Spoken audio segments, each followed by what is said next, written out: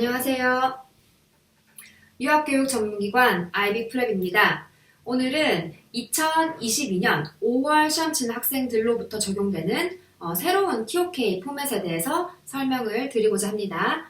현재 DP2인 선배들은 TOK 과정이 프레젠테이션, 보통 DP1 때 하죠. 프레젠테이션과 에세이 이렇게 두 과정을 맞춰서 점수가 매겨지는 시스템인데 지금 DP1인 학생들, 그러니까 2022년 5월 시험 치는 학생들을 시작으로 해서 프레젠테이션 부분이 사라지고 익스비션 그리고 에세이 이렇게 포맷이 새롭게 바뀌었습니다. 그러면 새롭게 이번에 들어온 이 익스비션이라는 과정은 어떤 거를 해야 되는가, 이게 어떤 건지 한번 같이 살펴보고 10점 만점 중에 10점 받은 이그샘플도 같이 살펴보도록 하겠습니다.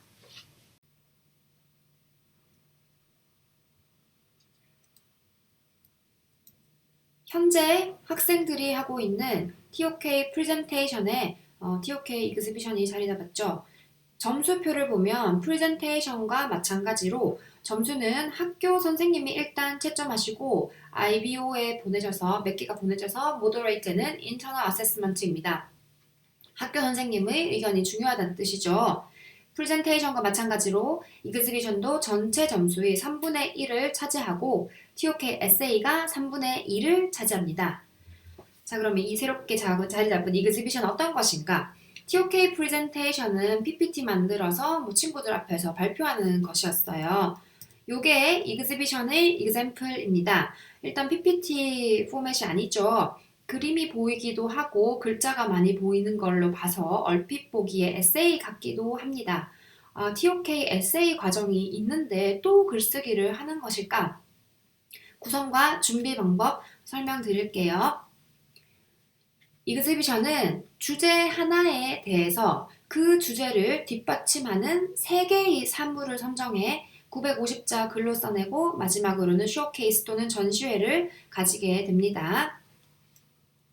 IBO에서 35개의 프롬프트를 주게 되거든요. 그 프롬프트는 문제 또는 주제라고 생각하시면 됩니다. 이 프롬프트가 35개 주어지고 이 중에서 학생들은 한 개만 선택을 하면 됩니다. 그리고 이 주제를 뒷받침할 만한 3개의 오브젝트를 선정합니다.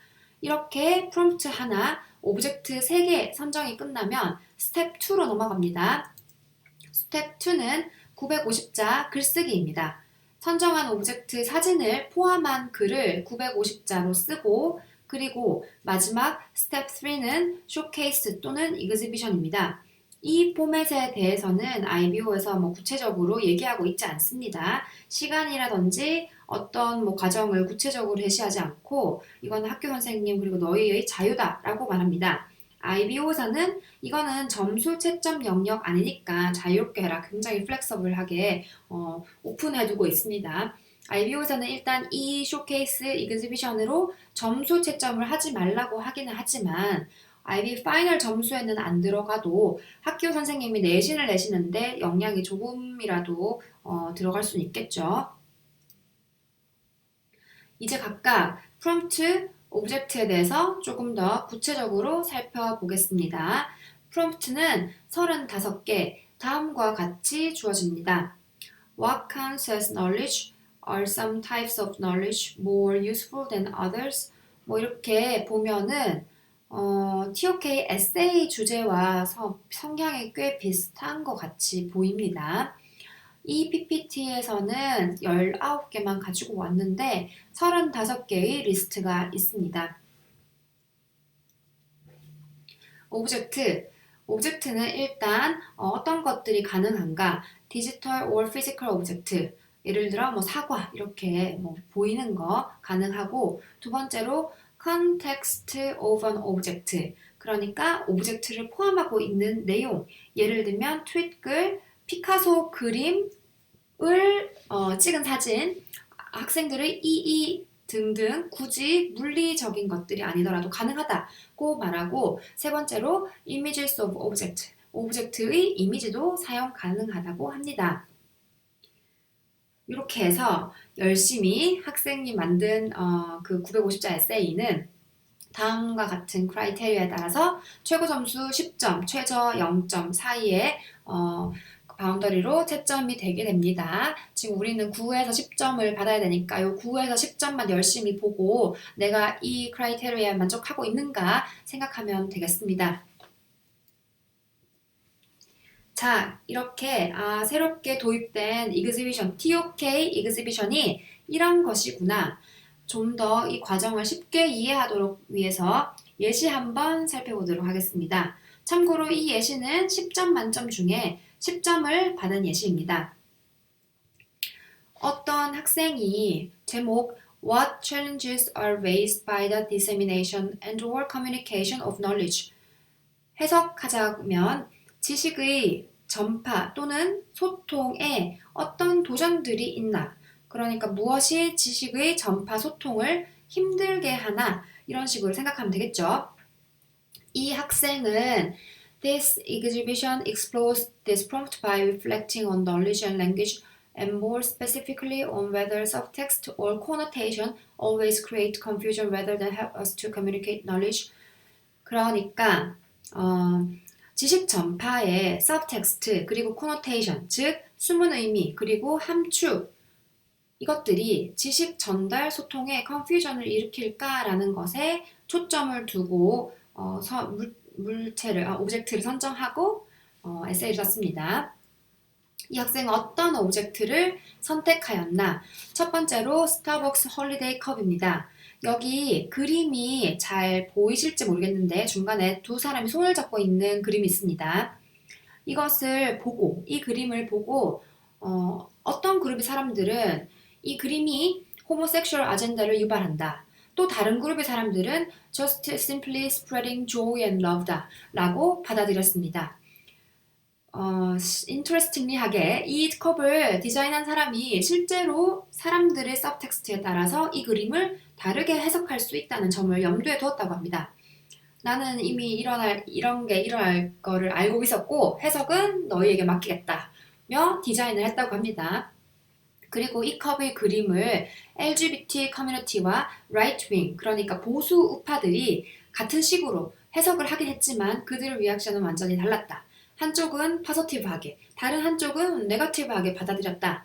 아마 LGBT가 이 이미지가 사용되는 것을 긍정적으로 받아들였고 보수 진영들이 안 좋게 받아들였겠죠. 이 컵은 사람들의 서브텍스트에 따라 컨퓨전이 어떻게 형성되느냐를 보여주는 좋은 예라면서 학생이 설명을 잘 하고 있습니다. 두 번째는 사전입니다. Object 2, My Chinese English Translation Dictionary.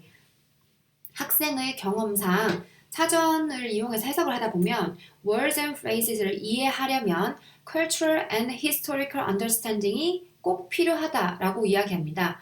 같은 배경의 서브텍스트, 함축의 의미를 이해하고 있지 않으면 communication of knowledge에 한계가 있다고 학생이 설명을 하고 있습니다. 마지막 오브젝트는 노래입니다. 빌리 홀리데이의 Strange Fruit라는 것인데 이 노래가 흑인 인권에 대한 노래라고 합니다. 학생은 흑인 싱어가 부르는 이 노래를 들었을 때 이 학생은 흑인도 아니고 미국의 그 시대에 살았던 사람도 아니지만 인권이라는 어려운 컨셉을 이해하는데 힘들지 않았다. 이 경우는 노래에 사용된 메타포, 함축, 코노테이션, 숨은 의미, 서브텍스트가 오히려 복잡하고 어려운 감정들, 주제들 such as racism and civil rights를 이해하는데 도움을 주었다고 합니다. 정리해서 보도록 하겠습니다. 이 example로 본 exhibition은 서브텍스트와 connotation, 숨은 의미와 함축에 대해서 세 가지 오브젝트, Starbucks Holiday Cup, Chinese English Dictionary, Billie Holiday's Song을 가지고 설명하고 있습니다. 이 학생의 이 좋은 점수를 받았던 이유는 학생이 아주 구체적인 사물을 이용하였고 오브젝트 선정 시 팁을 드리자면 food, culture 이렇게 broad한 것은 피해야 합니다. 이 사물을 사용한 이유가 분명합니다.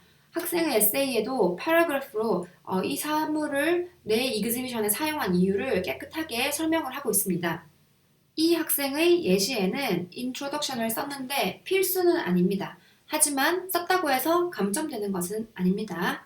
이 학생의 예시에서는 그리고 두 번째 사전과 세 번째 노래가 약간 학생의 주제를 설명하는데 반대되는 예시처럼 사용되었지만 사물 간에 어떤 관계가 있어야 되는 것은 아닙니다. 사물과 주제의 관계만 명확하면 됩니다. 하지만 역시 이렇게 관계 있게 쓴다고 해서 감점되는 요인은 아닙니다. 자, 이렇게 이번 영상에서는 새롭게 도입된 TOK 익스비션이 어떤 것인지 살펴보았습니다.